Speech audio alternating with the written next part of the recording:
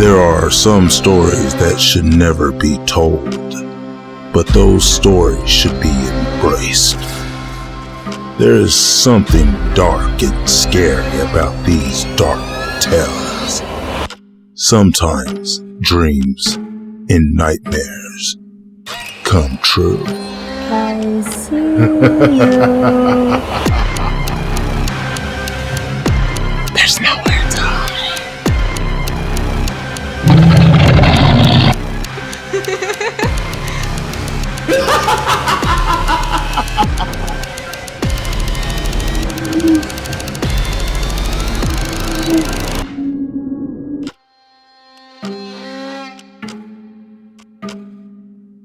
Silver Swan Audio Oddities.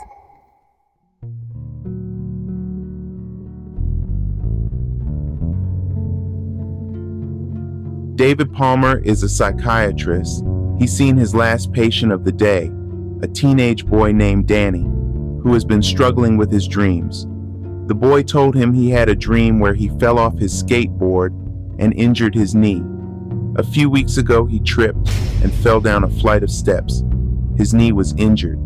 He said the funny thing was, after the dream, it felt like a warning sign. Next, he said he had a dream where he saw his mother standing outside the house, looking at him from his bedroom window. She was crying, her hands placed on the glass, and her eyes full of tears. He told David his mother passed away a couple of days ago. The teen told him it all started when a new kid came to their school and told him his bad dreams. The kid told the boy, after talking about a bad dream, "You have to drink a full glass of water, then spin 3 times and say bad dream, bad dream, bad dream 3 times. If you don't do that, the curse will attach itself unto whomever listened to the cursed bad dreams." Danny stood up, taking a glass of water that David had ready for him, if he needed it. Danny looked at the water. He then told David his last bad dream. He said he had a dream about walking in a park with friends. Everyone was happy and they all were heading to a skating park. A landscaper was cutting grass nearby and a small rock hit him in the back of his head. After the dream, he started having headaches. He went to the hospital and was diagnosed with having a brain tumor. Danny drank the water and turned in a circle quickly, and then he stopped. He said bad dream 3 times. As loony as it looked, the kid looked very serious and frightened. David told him he had nothing to worry about because it was all bad circumstances in which some people fall victim to. There is no curse.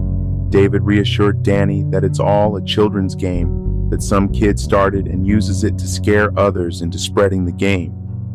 Danny sat silently, feeling relieved that he told his nightmare, and now he doesn't have to worry anymore. When the day had passed, David went home to his wife and kids. He had dinner and played video games with his boys. He cuddled up with his wife on the couch and watched their favorite crime show. Then soon after, they called it a night. David woke up in the middle of the night. His teeth were sore. He went into the restroom and rinsed out his mouth. He then heard a cling sound of something falling into the sink. He looked down and noticed it was a tooth. One of his teeth had fallen out. He looked up in shock, staring at the bathroom mirror at his mouth. All his teeth have cracks in them. All of them started to shatter into pieces. Pieces falling out his mouth. He started to groan and moan with sorrow, his teeth shattering and some falling down his throat. He started to cough and choke. He spit out cracked pieces of teeth. He opened his mouth wide, seeing only gums and a few pieces of pearly white still attached. David then woke up coughing. He was in an empty room.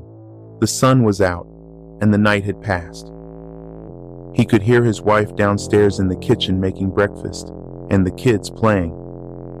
He rushed into his bathroom to look at his teeth. Every tooth was in place, nothing missing. He put his fingers in his mouth, feeling them. None felt loose. He sat on the toilet, gasping, and started to calm down. The dream was so intense, and made his heart race. The very next week, David had gotten sick, as he was with COVID. He had a hard time breathing, and he kept throwing up just about every time he tried to eat. He had hot and cold flashes and barely slept, because he kept having a hard time breathing. One day he fainted and fell down the steps from the second floor and knocked out 5 of his teeth, 2 front and 3 on the side. His wife rushed him to the hospital. When David was better, he had another bad dream. This time he woke up to a loud knock on his bedroom window. He opened it. A cold breeze blew in, embracing his skin. His hair blew around from the wind coming in. He looked out the window and saw a severed leg in the cold, wet grass, right in his yard. It set in a puddle of its own blood. David yelled in fear. Soon he woke up in a sweat. David got out of bed and rubbed his right leg, then his left. He started to think about what the teen told him. He then thought it was silly. He never believed those types of things. Urban legends, ghost stories, superstitions, curses. He worked with people over the years with wild imaginations and had diagnosed their issues, if there were some. But he wrote off the bad dreams as just bad dreams. He was watching TV that day and saw that a patient he was treating had escaped a mental hospital and had murdered 2 people. Gary Moon, a trouble man with schizophrenia. Gary kept telling David he fears he might hurt people someday, and that one of his personalities really wanted to meet him. David dealt with other dangerous patients, some with lust and violence, and some that were pretty mild and close to being more normal than others. But he never had bed dreams of them. He thought to himself, "Thank God." The very next week after the dream about a severed leg outside the window, he was in a terrible car accident. He lost his right leg. He sat in the hospital for weeks and had gotten a prosthetic leg later on before his release. He had to learn how to walk with it and see a physical therapist. He sat in his bedroom one night as his wife slept next to him. He was afraid to sleep, to dream of another bad thing that might happen. David went to the kitchen. He poured himself a glass of water. He stood thinking how stupid he felt. He realized he hadn't shared his bad dreams with anyone, not even his wife Sarah. He started to get scared because he thought, if he told her, what if she thinks like he did, not believing the curse and just let things happen? He still wasn't 100% sure about what was happening with himself, but he was beginning to think that kid Danny wasn't playing games with him. David woke his wife that night and had the conversation with her. She thought he was being nuts. She didn't believe it. She told him it's just a bad coincidence and that he's just grieving the loss of his leg. She told him she loves him and to not believe in tall tales. David, still frightened, felt he still needed to complete the act, the ritual. David stood up, then drank the full glass of water. He turned in a circle with a limp, said bad dreams 3 times, and then sat down on the bed. His wife laughed at him, then she kissed him, thinking it was cute seeing a grown man act in such a way. He then realized something. He made a mistake. From whomever he tells, they have to have a dream in order to tell it.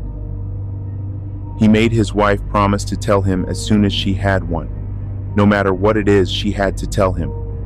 Then he can tell someone else to free his family of the curse. That night, David lay in bed with his eyes wide open, too afraid to sleep. A couple of times he thought he heard someone over at the bedroom window. When he looked, no one was there. As time went by, his eyes got heavy, and soon he was sleeping. He was finally resting with no issues. David's wife was tossing and turning. In her dream, she was sitting at a lake with her kids. One of her boys was railing in a fish from the lake as the others were cheering him on. The sun was beaming, and the sky is cloudy. A wonderful evening. Soon as the thing came up out of the water, the boy screamed and dropped the fishing rod. David's wife gets up off a log she was sitting on and walks over to see what her son caught.